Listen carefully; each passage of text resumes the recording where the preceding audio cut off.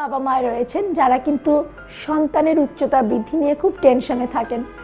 আসলে উচ্চতাটা ডিপেন্ড করে অনেকটা বংশগত বিষয়ের উপর, বাবা মায়ের হাইটের উপর বা পূর্বপুরুষদের হাইটের উপর ডিপেন্ড করে। এর পাশাপাশি কিন্তু উচ্চতা আরও একটা বিষয়ের উপর ডিপেন্ড করে, সেটা হলো পুষ্টি বা নিউট্রিশন। আপনার যদি বাচ্চার নিউট্রিয়েন্ট ডেফিসিয়েন্সি থেকে থাকে তখন কিন্তু বাচ্চার দেখা যাবে যে এই পুষ্টির অভাবের কারণে কিন্তু আপনার বাচ্চার উচ্চতা বা ওজন ঠিক মতো বাড়বে না। তাই বাচ্চার উচ্চতা যাতে সঠিকভাবে বাড়ে এই কারণে কিন্তু আপনার বাচ্চার খাবারে অবশ্যই পুষ্টিকর খাবার রাখতে হবে। আমরা বলে থাকি যে 5 বছর বয়সের আগে যদি বাচ্চার নিউট্রিয়েন্ট ডেফিসিয়েন্সি হয় বা অপুষ্টিতে যদি ভুগে থাকে বাচ্চার, সেই সব বাচ্চার কিন্তু পরবর্তীতে আপনার হাইটটা একটু কম হয়ে থাকে। তাই এই কারণে অবশ্যই আপনার বাচ্চার খাবারে আপনি পুষ্টিকর খাবার রাখবেন।